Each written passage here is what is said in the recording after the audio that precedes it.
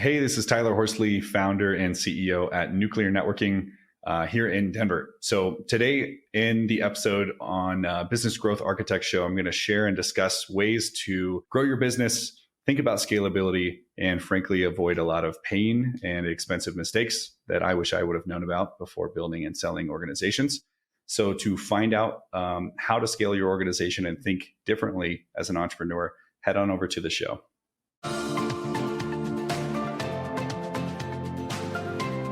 Welcome to the Business Growth Architect Show. I am Beate Gillette. I am the host. I want to welcome you to our globally top 10% ranked podcast, where you will hear from industry experts about the strategies that are working right now to unlock hidden opportunities in any market so that you can grow your authority and scale your impact. And now let's get started with the show. Hello and welcome back. This is Beate Gillette, the Growth Architect. Welcome to the Business Growth Architect Show. Today we're talking to Business Growth Advisor Tyler Horsley. Tyler, I'm so excited for you to be here. Me too. Thanks for having me on. Tyler, tell us a little bit about yourself and what is it that you do? Yeah, absolutely. Giving you a brief background. So started off in federal law enforcement, worked for 2 government agencies, military contracting firm, made the leap to digital marketing and I'd say like M&A activity. So I'm not an investment banker, but I do build, buy, and sell companies. And so that's a big hobby of mine. And obviously, other personal hobbies as well, playful hobbies, but being in a band, doing a snowboarding thing. I live in Denver, Colorado, so I have a little bit more outdoor amenities at my disposal. Yeah, we talked about this rock star thing a minute ago. Yep.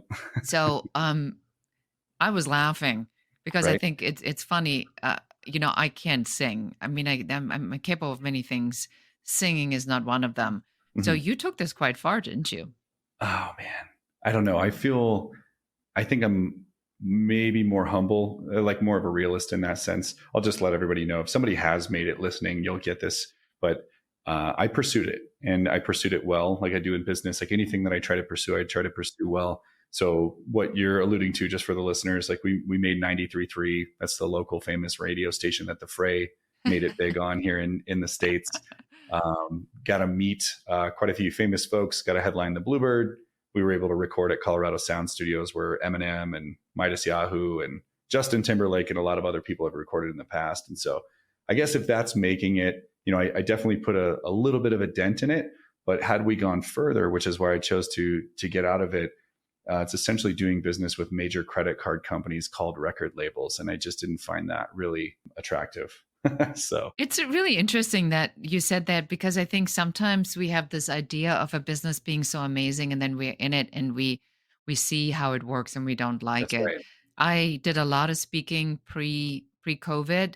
And when I didn't travel like that anymore and my suitcase was not perma-packed, I actually wasn't missing it at all. I missed the speaking per se, but not the part that comes with all of it, right? The business aspect of it. I wanted to just stay on that for a second, because I think as we're talking about scaling and business building today, and with your experience of not just having sold your company, which we're going to dive into a little bit, and then what you do with investing in other companies and building them up and then helping them sell it. I think it's important to also look at this from the perspective that business owners are not slaves to the master that is the business, right? So you were talking choices, Tyler. It's a really interesting prison that you can build for yourself if you're not careful, right? And so we talked about earlier, kind of building a business with selling it in mind, which I think naturally puts you in the mindset of, is this scalable? Can this run without me?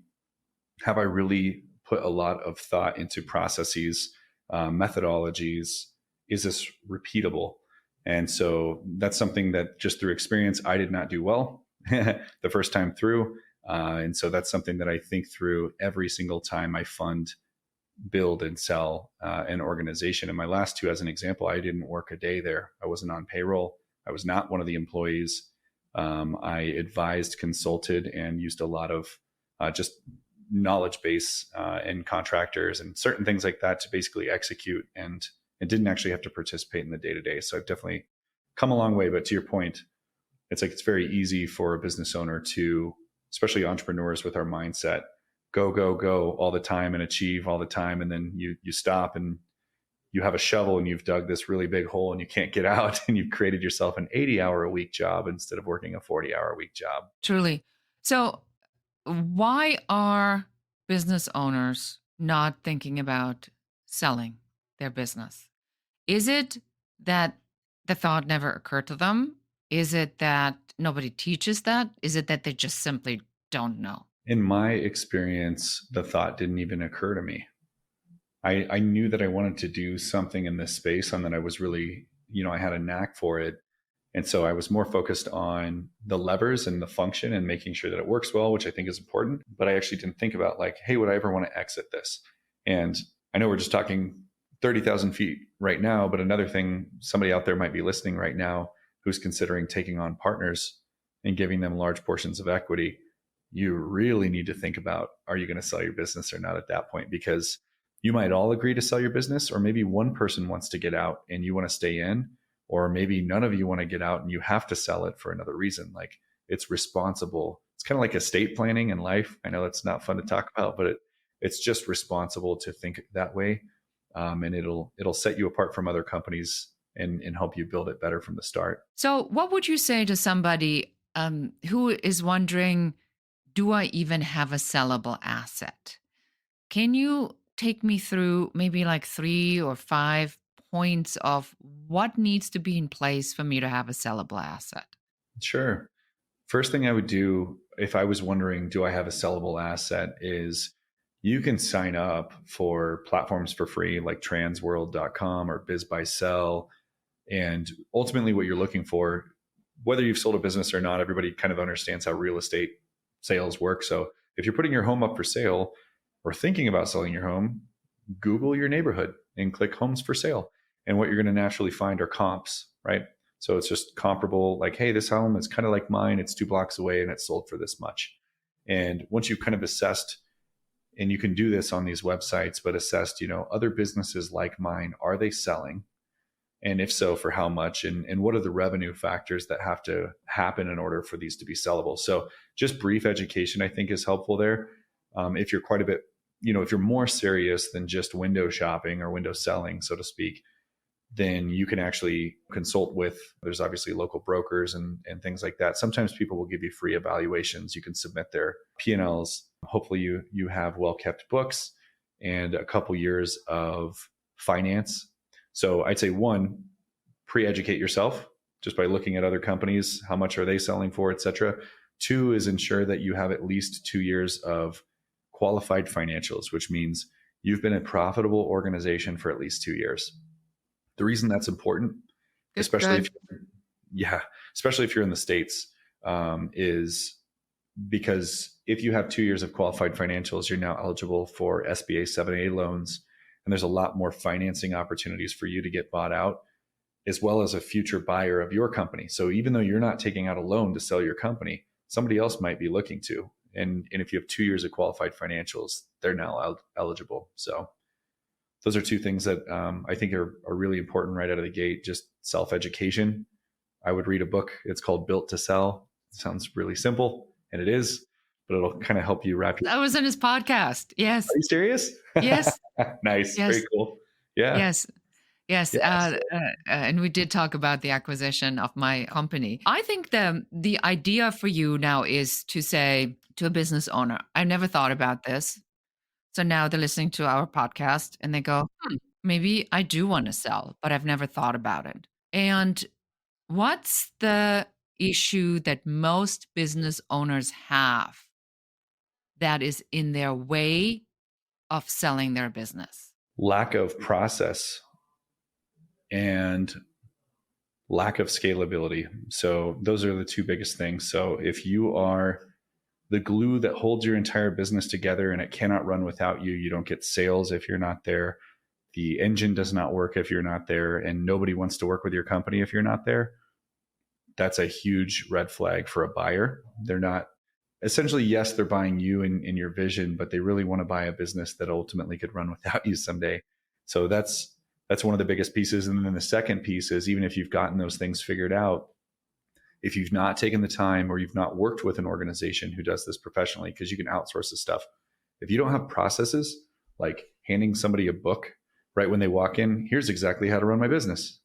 Here's how we collect payment. Here's how we close clients. Here's how we onboard clients. Here's how, if you have not put that thought onto paper and it's all in your head, the business is still reliant on you and therefore not sellable.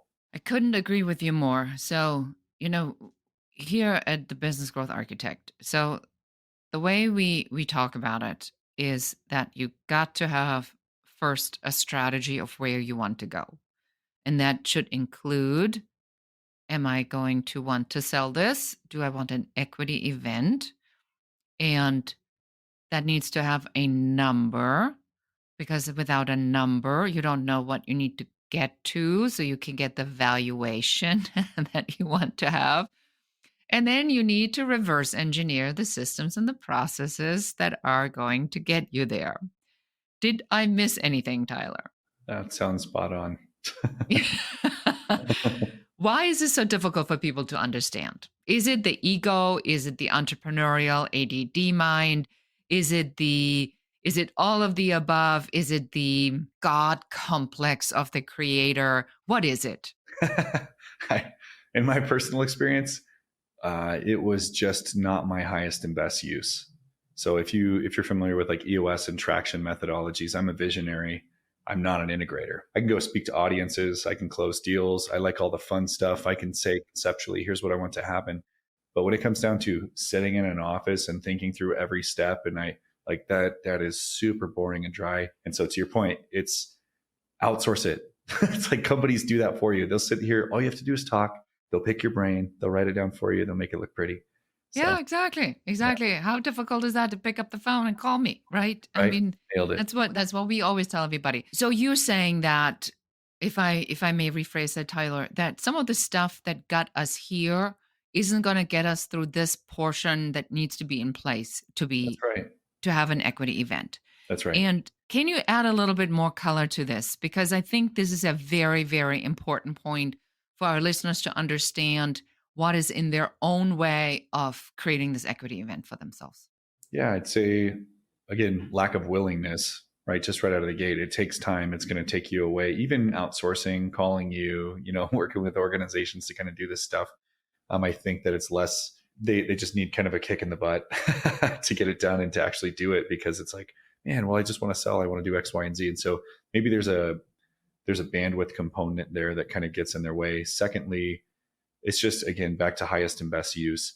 If you're not a financial expert, if you don't have your finances well organized in a platform, QuickBooks, online, NetSuite, whatever you use, other people won't be able to really clearly tell the story or interpret a story of where you've been and your growth potential.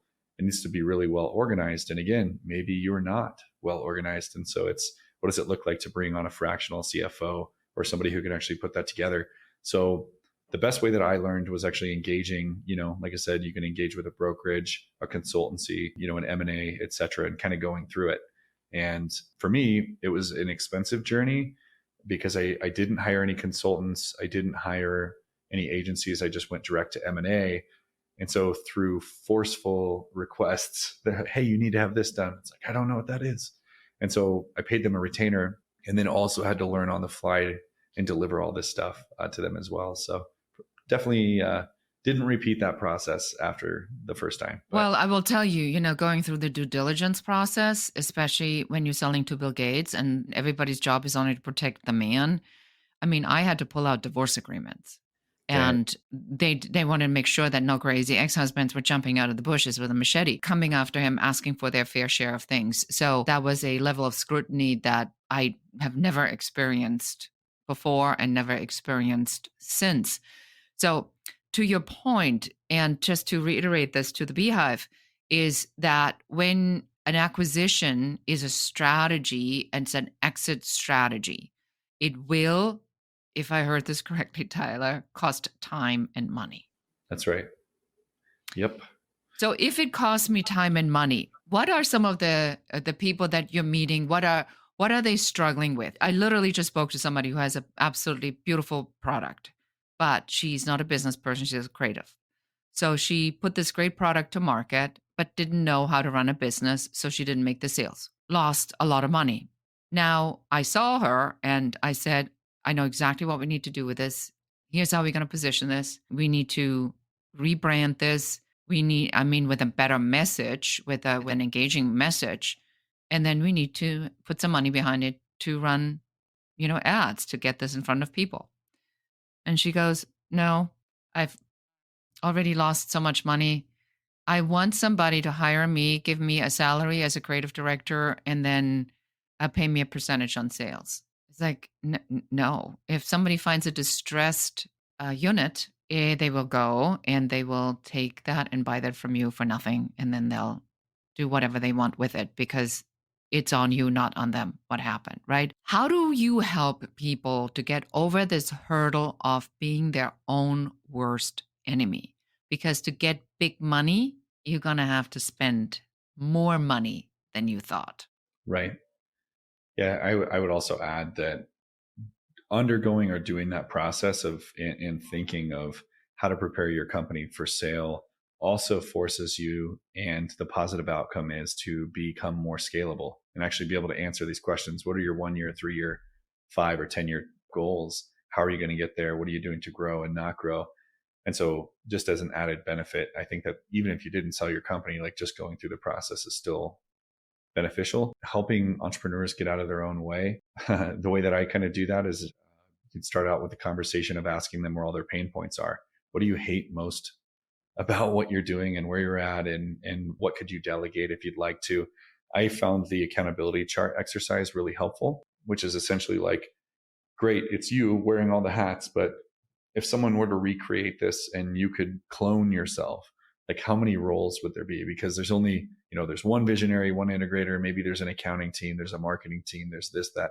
And basically draw this out for the visionary. And it's like, you are sitting in 7 out of 10 spots. You now know what you need to delegate and who you need to hire. And so it's addressing pain first and foremost and documenting that, and then assessing goals.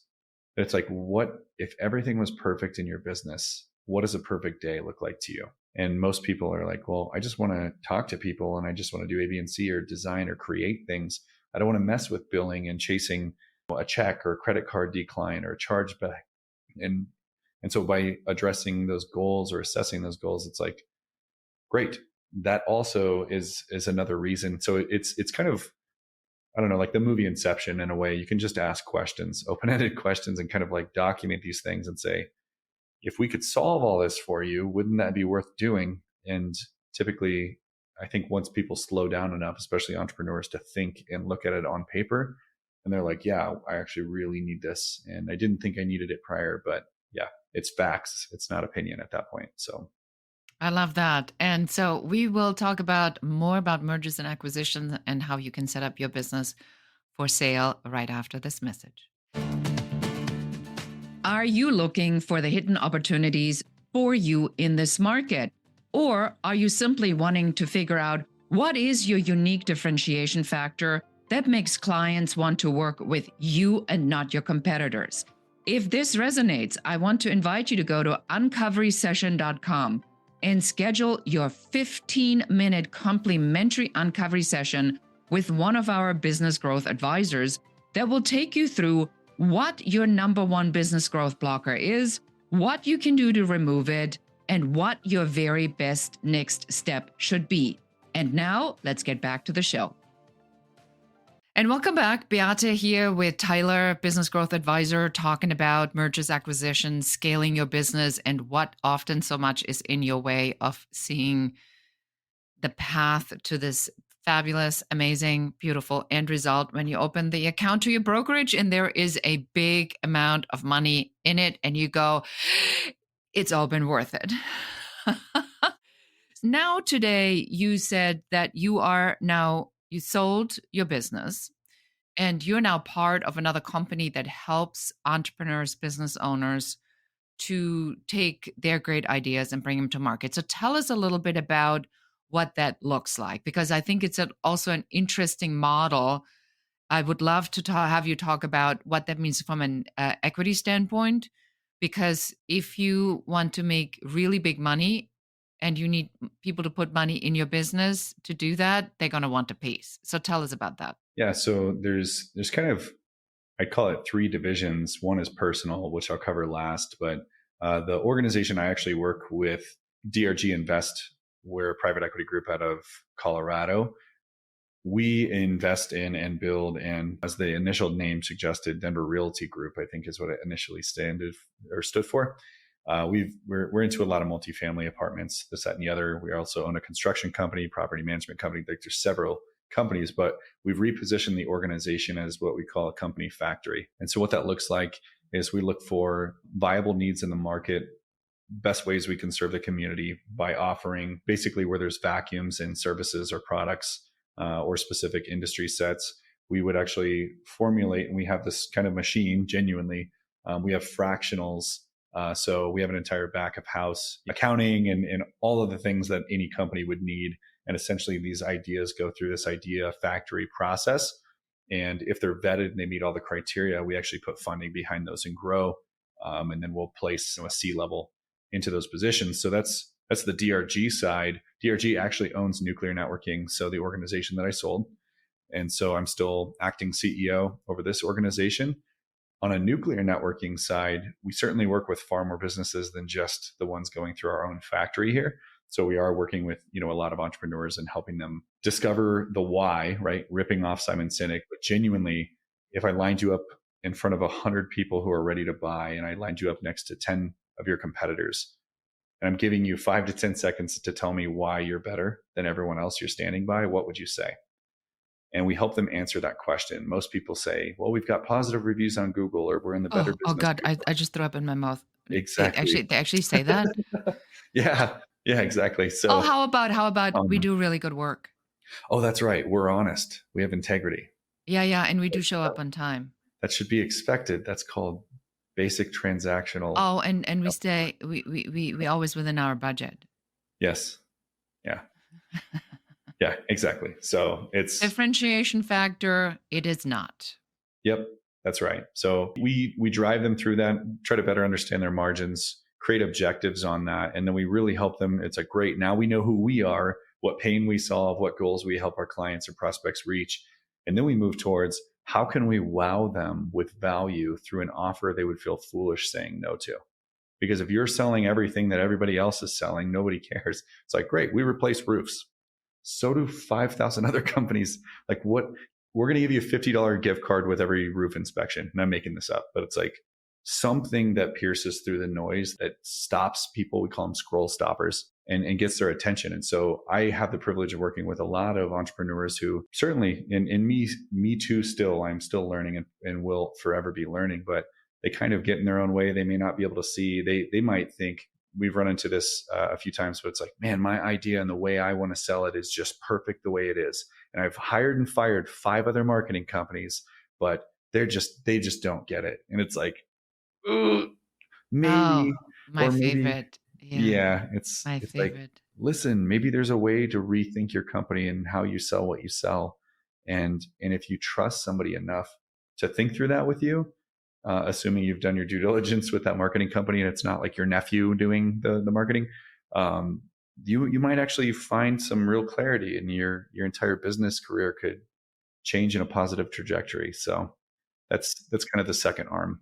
Yeah, I think there's a really good point here. I think it is very difficult for us to see what we do ourselves. I have an exercise that I give my clients where I tell them, call your clients or send a survey or an email and ask them, what do they like about you? And so I was on a pitch competition, Tyler, and I saw this woman who has these products for curly hair. I really felt I needed to help her get out of her own way.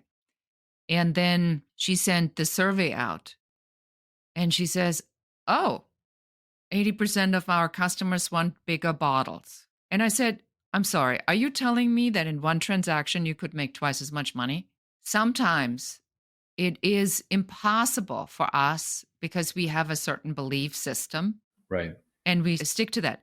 So when people come to you, How stuck are they in their belief system? And how much yanking do you need to do to get them out of it? We have a offer generation workshop to get that done. So instead of trying to convince somebody to believe something or reveal something that they don't want to believe, we ask questions, and it's through a series of like 2 to 4 hours. And it's this way, it's a journey. And all they know is the next step. They don't actually see the full picture until the end, and they reveal it themselves. So, Sneaky. yeah. Sneaky, Tyler. I love that. I would love to see that, Yeah. professional curiosity. But yes, I think that's exactly right. And I think this is also a really good takeaway for today, for this to recognize this is not just for our listeners, for also for our listeners, for their own clients to say sometimes our customers are not ready for the entire journey because their understanding of the problem is only 20% of the 100% of the problem. We do this for a living.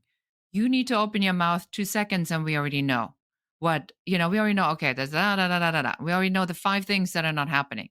But we can tell you that. And you cannot tell your client because they don't have that understanding. So it is what you said, a journey to self discover. So the path is laying it out. Do you want to add anything more to that? Because I think it's also a really critical takeaway here for this conversation. How can we help our audience today to figure out how to apply that principle you talked about for their own clients? Part of me wants to just floor it and be vindicated for past experiences, but I don't want this to turn into a whining session. So I'm going to withhold. Well, we But can always do an experience share. ah, There's nothing wrong with oh, that. there you go. Sure, experience share.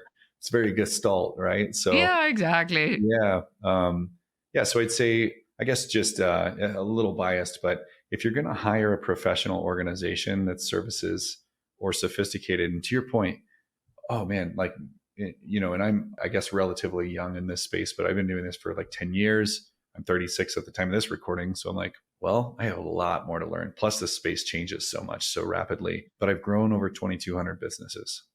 So it's like, do I have more experience growing businesses and understanding what channels and vehicles work better than others over a business owner who is only focused on consulting in their one specific niche?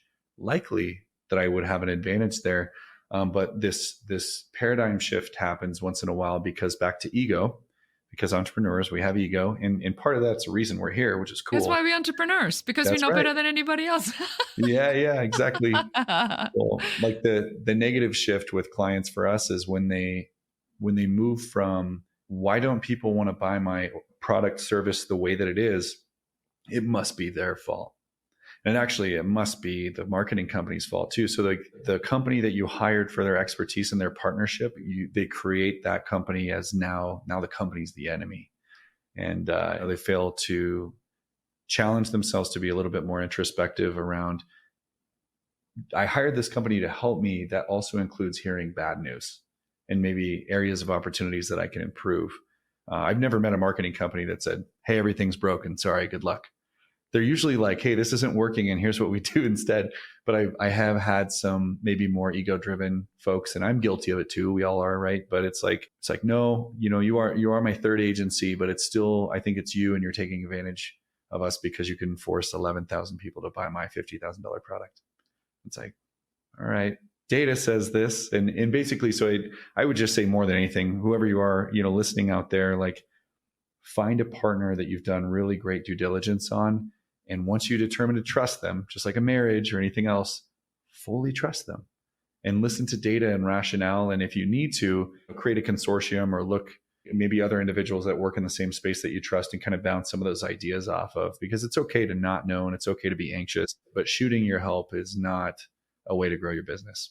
That is a very powerful piece because our natural inclination is to find people who believe what we believe in. So, therefore, our belief system is Yeah. supported and not Yep. challenged, Reinforced. Yeah. reinforced. However, if what you're reinforcing is already not working, then now you're succeeding reinforcing stuff that doesn't work.